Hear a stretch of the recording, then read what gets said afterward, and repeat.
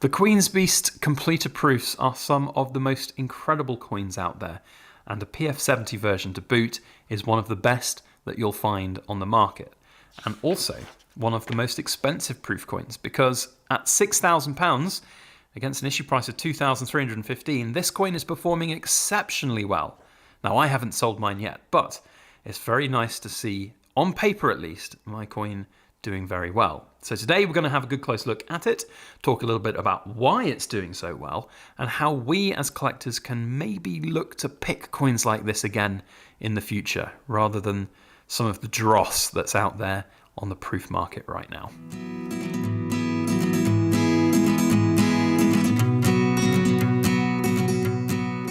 Hello everybody, Backyard Bullion here, and a very warm welcome to you all joining me for this week's In Focus Friday, where we take a good close look at cool things made of both gold and silver. Now, these are proof versions of the Queen's Beast completers. I have shown them on my channel before, but well worth a revisit, not just for the sheer magnitude of their beauty, but also because recently there has been an auction that finished for one of the PF70 1-ounce golds, and it went for £6,000. Now, compared against an issue price of $2,315, granted there's a few bits of grading fees to factor in there, that is a very, very healthy profit margin. So it's quite heartening for me as a collector to see one of my coins actually doing well for a change, at least on paper anyway. I haven't sold it yet, but certainly compared with losing money on things like the Monarch series, it's quite nice to see.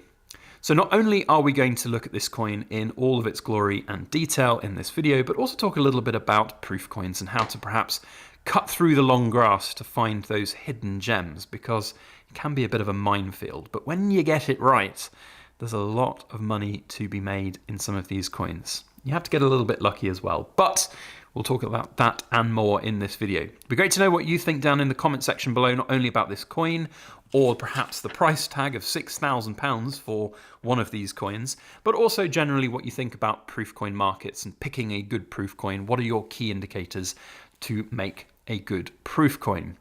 And whilst you're down there, if you're not subscribed, then make sure you hit the subscribe button, because we do content like this all the time where we take a look at cool things and also have a bit of a pondering discussion about it. It'd be great to see you join our channel. So, 1-ounce gold Queen's Beast completer, let's start there.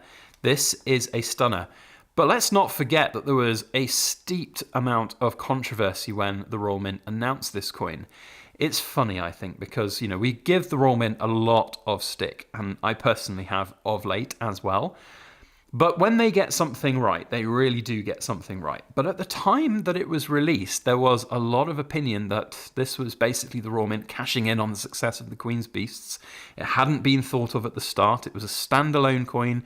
Loads of people were PO'd because their 10 coin boxes now didn't have a slot for the completer. But do you know what? I don't care, because it was sublime. This is probably the best coin that the Royal Mint has produced over the last, well, decade or more, I would say. It really is something to behold. And that price point of £6,000 that somebody has paid for the proof version, the 70 proof version, I think is just testament to how good this coin design is. In my opinion as well, it sort of marks the peak of the Royal Mint, maybe with the exception of the great engravers Una and the Lion. That's a different question all in its own right. I missed out on that coin, which was frustrating from a financial perspective, let me tell you, but you know, you can't live with regrets. But beyond that, I think this represents a peak of the Royal Mint, where it then started to go a little bit wrong since then, and we've seen a huge commercialization of their proof coin markets. And it's very, very diluted now, the proof coin market. You can get so many bits of dross. And as I said, cutting through that long grass to find the hidden gems is really very complex to do. So when you see a coin like this hit highs of £6,000 against an issue price of £2,315, okay, look, let's do the math here. Grading, £50, let's call it, on top. You know, you're still making £3,500. Even if you lose 10% to, you know, grading fees, you've doubled your money. That's not grading fees, beg your pardon, auction fees. You've doubled your money on this coin, which is incredible. Now, not going to happen to every coin, certainly. And there are few and far between that do as well as this. So it's very important to try and pick those ones. And I think right now, with the way that the proof market is, let's get the silver out and have a look at that one at the moment as well. Now, the way that the proof market is currently at the moment, which is tough to say the least, we are seeing a lot of coins doing not so well. I recently sold some of the Monarch series proof coins, which did very poorly in some instances. Some of them just about broke even, but others, yeah, lost a lot on those, and I'm going to lose more on those when I sell the rest of them. So definitely worth thinking about if you are looking to buy proof coins that most will lose money, but if you cut through the dross and you find that good one, you can recover all those other losses and ultimately be in profit. You know, this one coin here, this, if I make, let's say 3,600 would be lovely, but let's be frank, it's going to cost money to sell it a little bit, perhaps, at auction to get the best price. So let's just assume that I can achieve a profit margin of around £3,000 on this coin. That has paid for the entire collection of the Monarchs that I bought just from the issue prices, and I'm going to get money back from them. I'm just going to lose a little bit. I think I did the maths, and I'm going to lose somewhere in the region of £1,000. So I'm still £2,000 up on the good. And there I'll have bought, gosh, how many did I buy? I bought like 8 times, I think it's 3 or 4. So you look at, I bought like 35 coins, and they're all still going to be profitable compared when you put it next to this one. Now, it's funny how the human brain rationalizes things and rationalizes profits and loss. And you often only hear about the really positive profits compared with the not so positive losses. So I have tried on my channel to share when things haven't gone quite so well. But it is important to remember that I haven't sold this yet. And if you've got one of these, you haven't sold it yet either. And the markets could change at any point. But picking out the best ones right now in this market is probably not actually as difficult as you think. So if you're going on the Royal Mint side of things, you know, the Royal Mint are bringing out a boatload of what I call just really garbage, low to the ground, lazy coins.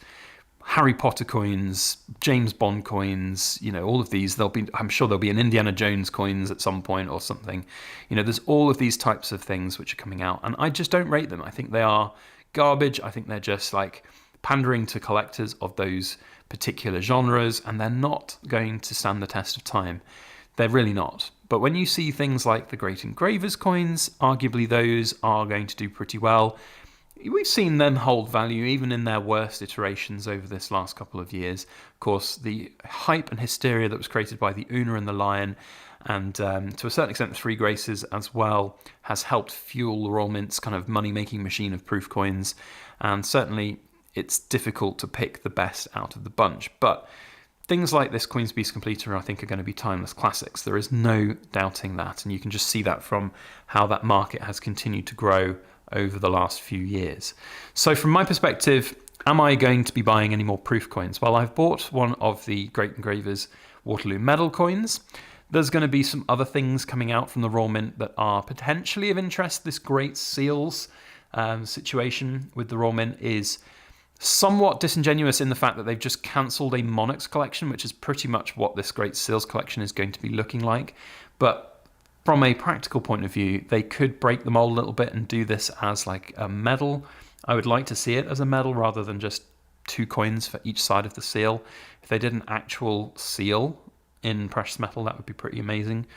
Will it be something I would buy into? I'd have to have a really long, hard think about, because anything from the Royal Mint right now, if it doesn't make enough money, it's going to be chopped, and that's not a good thing to have as a collector, as we've seen from the Monarch series. So being incredibly selective in what I'm buying now from the Royal Mint is, I think, really important, as with other mints also from a proof coin perspective. So definitely worth thinking about, but also don't count your chickens until they've hatched, because not every coin out there can do a £6,000 auction win. That is just not how the proof market works, and don't let anyone else tell you otherwise. And also, let's not forget that this has to be in the graded PF70 version to get this kind of price point. We haven't really talked about grading in this video, but coin grading is not something I'm massively into. I get why it's important, I get why a lot of people like doing it, and I get that it's also a really good way to just preserve the coins and to have them in a form which is much easier to enjoy and handle and display, and also perhaps sell at some point down the line. But from my perspective, mass grading of coins isn't necessarily the best thing in the world. There's a little bit of luck involved when you send these in, because the difference between a 69 and 70 is often very, very minimal, and something not. And often, if you get a 69, you can perhaps get a better price than if it was raw. But if you hit those 70s on the right coins, it will pay for the rest. Like if you hit on a good proof coin, it'll pay for the rest of the bad proof coins. So it's quite a lot to sort of think about, and hopefully you guys see things like that. Dropping your £6,000 proof coin, easy to do when you're in a coin slab like this. So yes, lots to think about if you are a coin aficionado and you want to have funky things like this Queen's Beast Completer in your collection.